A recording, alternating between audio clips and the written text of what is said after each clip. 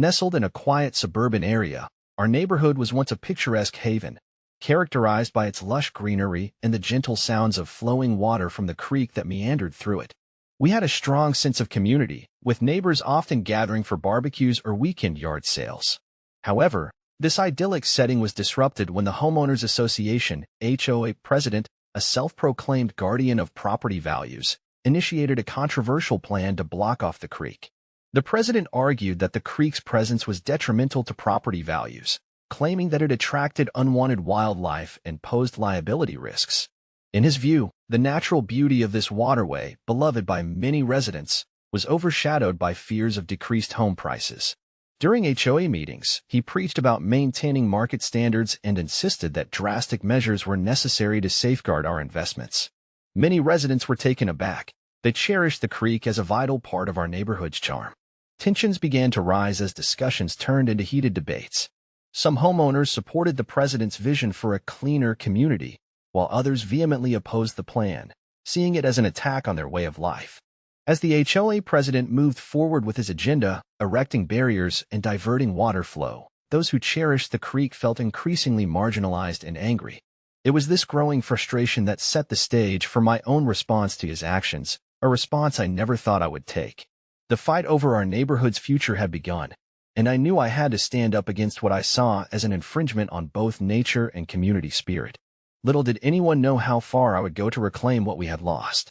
The consequences of the creek blockage became apparent almost immediately. What had been a vibrant ecosystem, teeming with life, gradually fell silent. The playful splash of fish and the melodious songs of birds were replaced by an unsettling stillness. As the water was diverted and barriers erected, local wildlife began to vanish, leaving behind empty nests and desolate banks where families once gathered to picnic or fish. The natural harmony that had existed for years was abruptly severed, leaving a palpable sense of loss among residents. For many homeowners, the creek was more than just a body of water. It symbolized community and tranquility. Its presence enhanced property values in ways that couldn't be measured simply in dollars and cents. Neighbors would often take evening strolls along its banks, sharing stories and laughter as children played nearby. With the creek blocked, those cherished moments faded into memory, replaced by a growing tension that seeped into everyday life. As the once bustling neighborhood grew quieter, some residents reported feelings of isolation and frustration. The HOA president's actions were perceived not only as an infringement on nature, but also as an attack on the very fabric of their community. Those who supported the blockade soon found themselves at odds with longtime friends and neighbors who felt deprived of their connection to nature. Property values became a contentious topic of conversation at every gathering. While the president argued that blocking the creek would lead to better home prices in the long run, many felt this misguided approach was already driving prospective buyers away. The emotional stakes were high.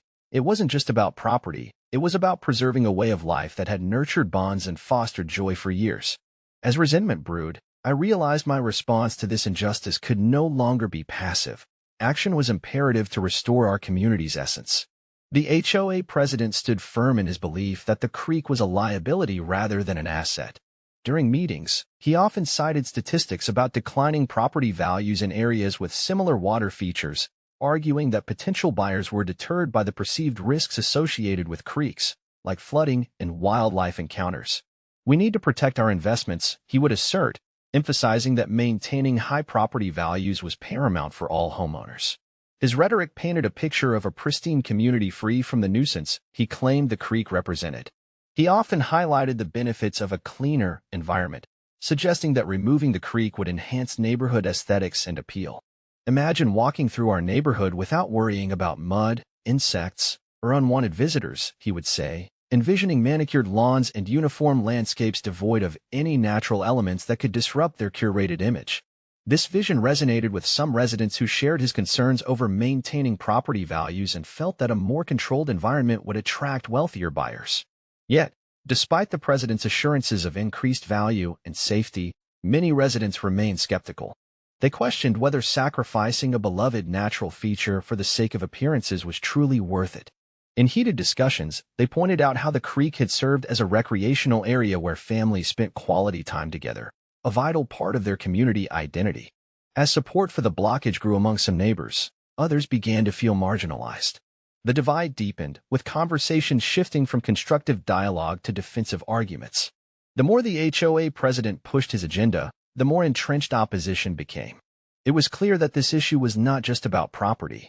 It was about preserving what made their community special, a realization that would soon spark a much larger confrontation.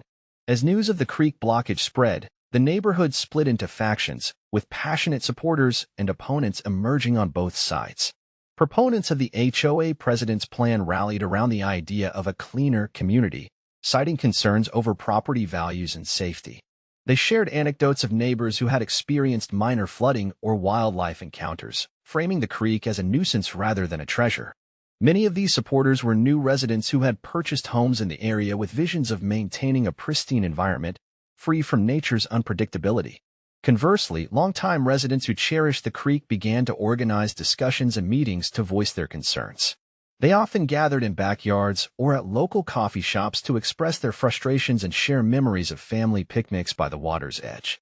For them, the creek represented a vital part of their identity, a natural refuge that fostered connections with their neighbors and the environment. These gatherings provided a platform for stories about children growing up alongside the water, learning to fish, or playing games on its banks. As tensions escalated, the divide within the community became increasingly pronounced. Heated debates erupted during HOA meetings, where opposing views clashed amidst rising tempers. Supporters of the creek argued that it enhanced their quality of life and added intrinsic value to their homes that went beyond mere market metrics. In contrast, many who aligned with the president felt they were protecting their investments from perceived threats. The conflict took on a life of its own, with social media groups forming on both sides to share information and rally support. The situation became a fulcrum for larger questions about community values, prompting some residents to reconsider what was truly important in their neighborhood, nature, or property values. It was clear that this issue would not only reshape individual perspectives but also redefine their collective identity moving forward. As frustration reached a boiling point, I found myself grappling with a mix of anger and helplessness. The HOA president's relentless push to block the creek had not only disrupted our ecosystem but had also deepened the divide in our community, making it feel like a battleground rather than a neighborhood. Day by day, the discussions turned into shouting matches, and I felt increasingly sidelined as someone who had always valued harmony in my surroundings. It was then that the idea began to take shape. What if I could make a bold statement that would force everyone to confront the repercussions of their decisions? The more I thought about it, the more it made sense. Blocking homes with semi-trucks could be seen as drastic, but so too was the president's decision to destroy something we all held dear. I envisioned a line of trucks, parked firmly in front of the homes of the key figures, including the HOA president. This action would disrupt their daily lives just as they had disrupted ours by removing the creek. The motivation behind this retaliation was fueled by a deep desire to reclaim not just the physical space of the waterway, but also the spirit of our community that felt increasingly threatened. As I envisioned the scene, a sense of empowerment washed over me. This wasn't merely an act of defiance, it was a chance to bring attention to the irrationality of their actions. I wanted to show them that their decision was impacting lives, not just property values. The emotional weight of my choice, a mix of anger, determination, and hope, became a catalyst for what I felt was necessary to ignite change within our community. In that moment, I knew that standing down was no longer an option. I had to fight for what we cherished before it was too late. With a firm resolve, I began organizing my plan to block the homes of the HOA president and others involved in the creek's disruption. The first step was to gather support from like-minded residents who understood my anger and frustration. I reached out through social media groups, framing it not just as a protest but as a chance to reclaim our community's identity. To my surprise, many neighbors responded enthusiastically, eager to show solidarity against what they saw as an unjust act. To execute the plan, I coordinated with several local truck drivers, some of whom were friends from the neighborhood. They agreed to help me procure a fleet of semi-trucks for the blockade. On the night before the action, we met in a parking lot, where the atmosphere buzzed with anticipation and nervous energy. As the trucks lined up, we made sure to discuss logistics, finding the safest routes for them to take when approaching the key houses, while also ensuring minimal disruption to emergency services. Early the next morning, we gathered at a nearby corner, keeping our eyes peeled for any sign of trouble. As the sun began to rise, casting an orange hue across the sky, we set the trucks into motion. One by one, they rolled into position, blocking not just driveways but entire streets. The scene was surreal. Neighbors stepped out from their homes in disbelief and awe as they watched our bold statement materialize before their eyes. As I took in the sight of the massive truck standing strong against the homes of those who had caused us so much pain, I felt a rush of adrenaline. This was more than just an act of defiance. It was a united stand against decisions that had torn at the fabric of our community. With each passing minute, more residents began to join us, filling the air with cheers of encouragement and support that echoed down the street. The atmosphere was electric, charged with a mix of fear and hope as we prepared for the fallout of our actions. As the sun rose higher, illuminating the chaotic scene of parked semi-trucks, the reactions from neighbors began to pour in, each one a mix of confusion, anger, and, for some, unexpected amusement. At first, the sight was met with bewilderment. Residents rubbed their eyes in disbelief, unsure if what they saw was real. Many emerged from their homes in pajamas or with coffee cups in hand, squinting at the sight of massive trucks blocking their streets. A murmur of disbelief swept through the crowd as people struggled to process the audacity of this protest. Some shook their heads in frustration, questioning why anyone would resort to such extreme measures. "Is this really necessary?" one neighbor exclaimed, his brow furrowed in concern over possible legal repercussions. Others took a more light-hearted view, chuckling as they snapped photos and shared them jokingly on social media. "Who knew our neighborhood would become a truck stop?" one woman quipped, trying to inject humor into the tense atmosphere. Feelings of anger quickly surfaced as well. Supporters of the HOA president expressed outrage, viewing the blockade as an affront to community values and a threat to neighborhood safety. A group gathered near the front lines, shouting slogans and calling for a resolution. "This isn't right. You can't just disrupt our lives," they shouted, their voices rising above the hum of idling engines. Yet amidst all this turmoil, there was also a sense of camaraderie among those who had rallied behind the protagonists' actions. They exchanged smiles and determined nods, emboldened by their shared commitment to reclaim their environment. "Finally, someone is standing up for us," an older resident declared, her eyes gleaming with hope. The vibrant mix of emotions, confusion mingled with frustration and hints of amusement, created an electric atmosphere that resonated throughout the neighborhood. It became apparent that this moment marked not just a protest against a blockage, but an awakening within the community itself, revealing deep-seated passions and convictions that had long been suppressed. As the protests unfolded, the legal ramifications of both the creek blockage and the semi-truck blockade began to surface, placing the community at a critical crossroads. The HOA president, convinced that blocking the creek was a legitimate action to maintain property values, had likely not considered the environmental laws at play. Local regulations clearly stipulated that natural waterways are protected resources, and any alterations could require permits and adherence to state environmental guidelines. This fact weighed heavily on residents who cherished the creek as more than just water. It was integral to their ecosystem and community identity. On the other side of the conflict lay the act of using semi-trucks to block access to homes. While well-intentioned as a form of protest, this tactic introduced a host of potential legal issues. Street blocking bylaws and local traffic ordinances could easily apply, leading to fines or even potential misdemeanor charges for obstructing public roads. The risk of legal repercussions hung over those involved in organizing the blockade, particularly if local law enforcement were called upon to intervene. In the days following the blockade, conversations within neighborhood forums shifted toward these realities. Supporters began discussing whether it would be wise to remain defiant or to seek a resolution through more traditional means like petitions or community meetings. The tension between fighting for their rights and adhering to legal restrictions became palpable. As some residents pondered taking legal action against the HOA for its blockage of the creek, others urged caution in order not to escalate conflicts further.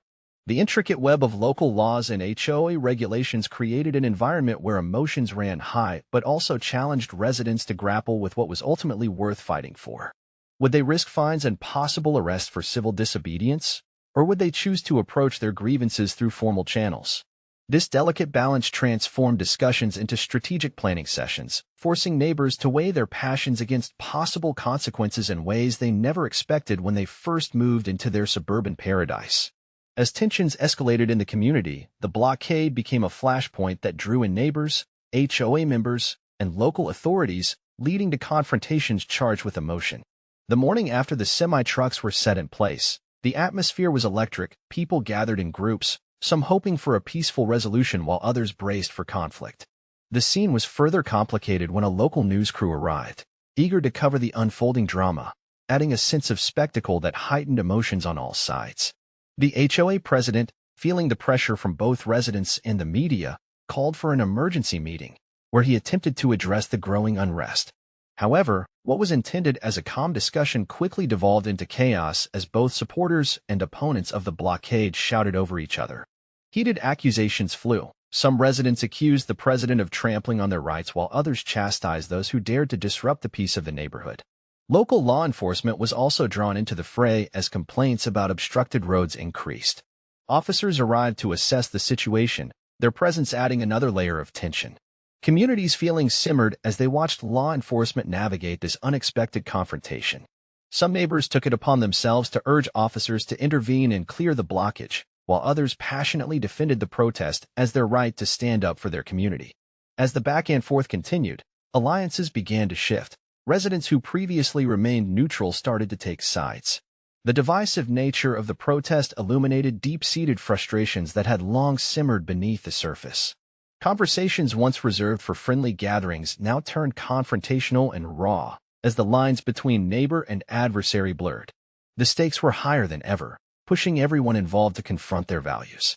With tensions mounting and emotions running high, it became clear that this issue transcended a simple disagreement over property values. It was a battle for identity and community itself, one that would not soon be resolved. Amidst the escalating tensions, local community leaders and mediators stepped in, hoping to facilitate a dialogue between the warring factions. Recognizing the need for resolution, they organized a town hall meeting, inviting residents on both sides of the divide to voice their opinions in a structured manner. The atmosphere in the room was tense but charged with a sense of hope. The possibility of finding common ground loomed large. Initially, the mediation attempts were met with mixed reactions. Supporters of the Creek blockade voiced their frustrations about feeling marginalized by the HOA president's unilateral decisions.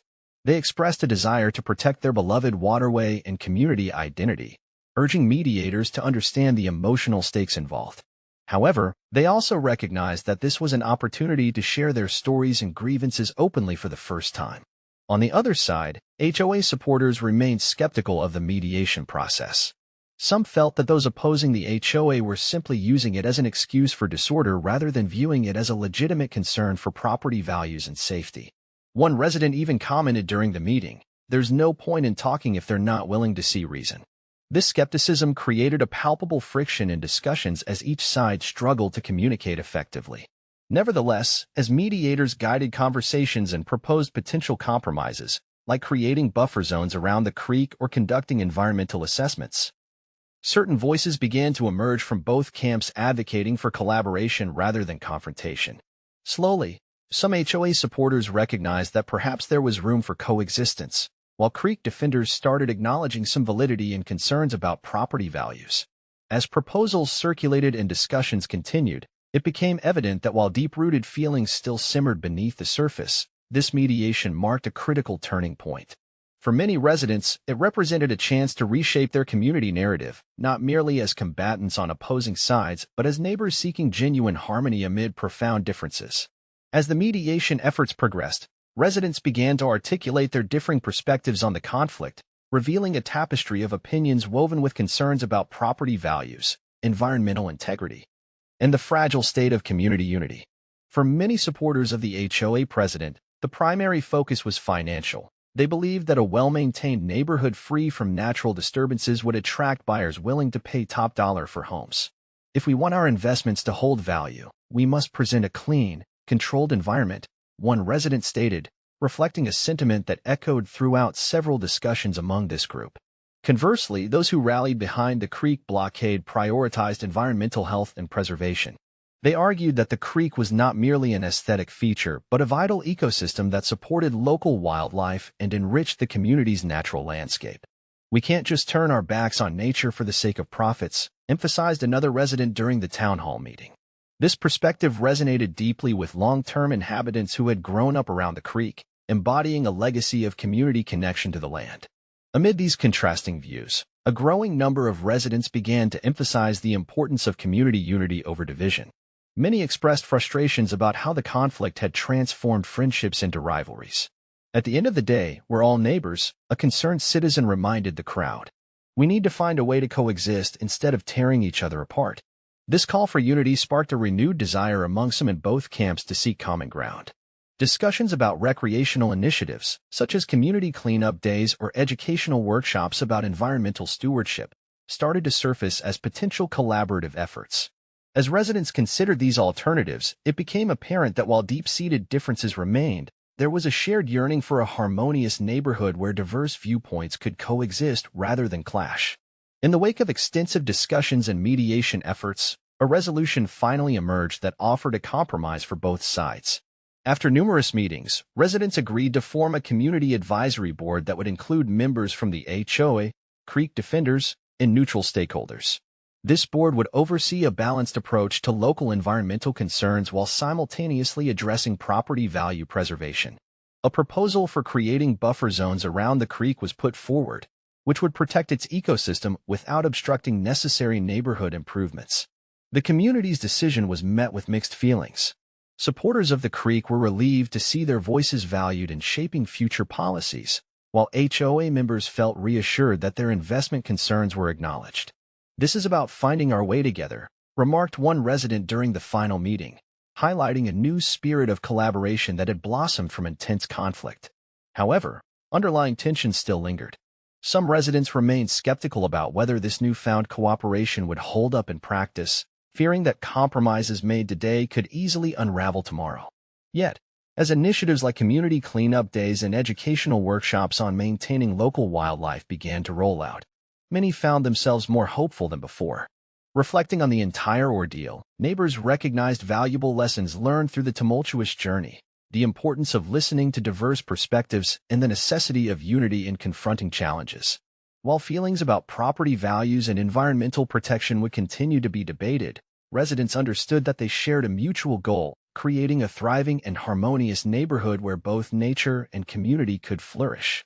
In the end, this experience not only reshaped their physical landscape but also deepened their appreciation for one another as neighbors. As they looked forward to implementing their plans together, it was evident that the blockade had catalyzed an unexpected transformation within their suburban oasis, one driven by resilience and renewed connection. The incident surrounding the creek blockage and subsequent protest with semi-trucks fundamentally transformed the dynamics within the neighborhood, revealing deep-seated values and priorities that had been previously obscured.